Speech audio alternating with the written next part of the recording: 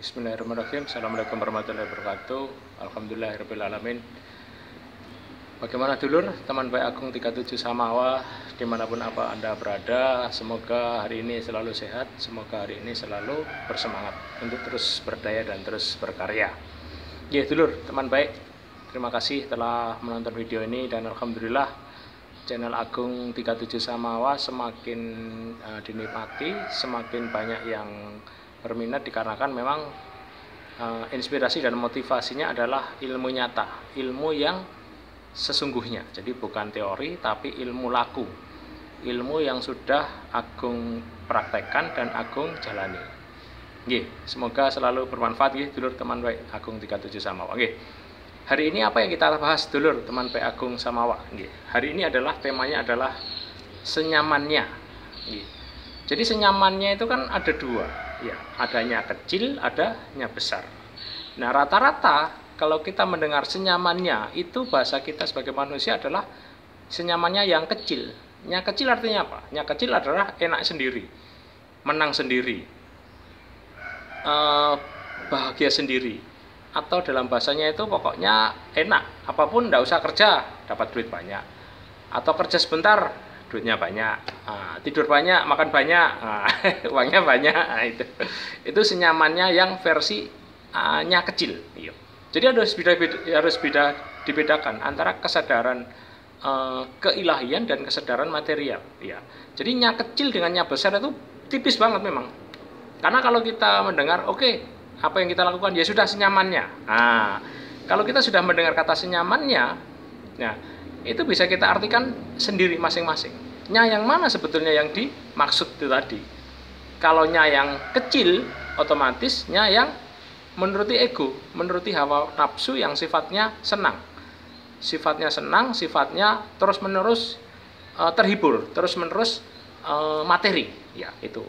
Jadi kita jelas dan gampang sekali ya untuk membedakan senyamannya tadi versi yang mana. Versi kemanusiaan, artinya nya kecil, atau versinya besar, versi ketuhanan. Ya. Tentunya kalau versi nya yang kecil adalah ego, masuk ke dalam ego. Semuanya dibungkus oleh materi, semuanya dibungkus oleh uang, semuanya dibungkus oleh benda, semuanya dibungkus oleh keenakan, tanpa bersusah payah, tanpa berusaha, tanpa ikhtiar, tanpa melakukan hal apapun, tapi semuanya ada di depan mata. Atau males, bahasanya itu males. Itu senyamannya versinya yang kecil tadi, senyamannya tadi. Itu semuanya bersifat materi. Jadi kita bisa tahu, senyamannya ini sifatnya materi atau sifatnya spiritual. Nah, kita bahas kepada yang nya kedua, nya besar. Nya besar adalah nya Tuhan, senyamannya. Ya, jadi bahasanya bahasa Tuhan. Bahasa itu Tuhan itu halus. Bahasa Tuhan itu tersembunyi, tersirat dan tersurat. Dari tipisnya antaranya kecil dan besar itu kita sendiri yang membedakan. Misalkan kita suka minum-minuman keras, berarti nya siapa? Senyamannya siapa? Nya kecil, materi. Nya kecilnya yang bersifat kesenangan, hibur belaka. Karena nya Tuhan tidak mungkin Tuhan menyuruh untuk minum-minuman keras. Itu bedanya di situ. Jadi teman baik Agung 37 Samawa, kita jelas, kita bisa melihat dan membalik-balikkan kemana sebetulnya kita ini hadir. Sebagai nya kecil, representasi manusia ego, atau representasi ketuhanan atau keilahian. Sehingga kalau kita belajar kesadaran, itu semakin nyata, semakin enak, dan semakin mudah untuk kita introspeksi ke dalam diri. Karena semuanya berawal dari mana? Dari dalam diri. Bukan dari keluar, tapi di dalam diri semua. Kalau kita bisa melihat dua pilihan tadi, nya kecilnya besar, itu semacam puasa. Nah, sebentar lagi puasa.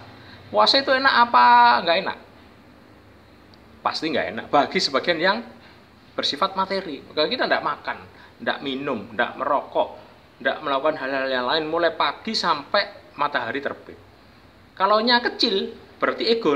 Kalau nya besar berarti ada tujuan Tuhan untuk kita sendiri.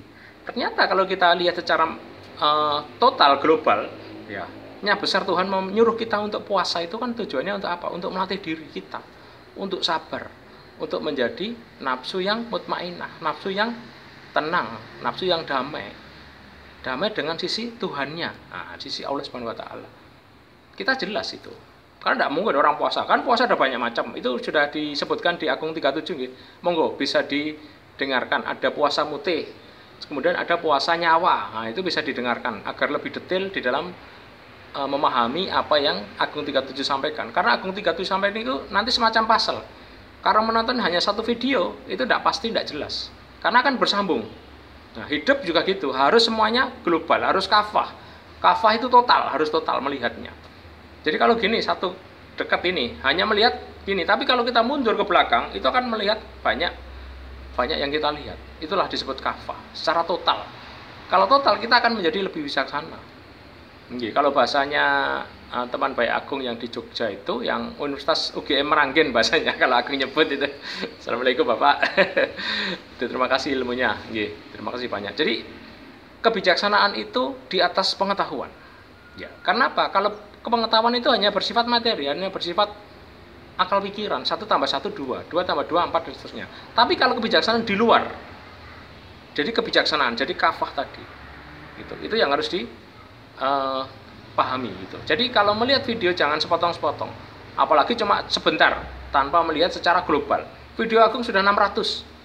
Mungkin kalau yang video semacam ini mungkin ada sekitar ya 100 adalah itu. Monggo bisa didengarkan, bisa ditelaah dan beri komentar seperti apa. Nah, kembali kepada kita ya, senyamannya tadi ya.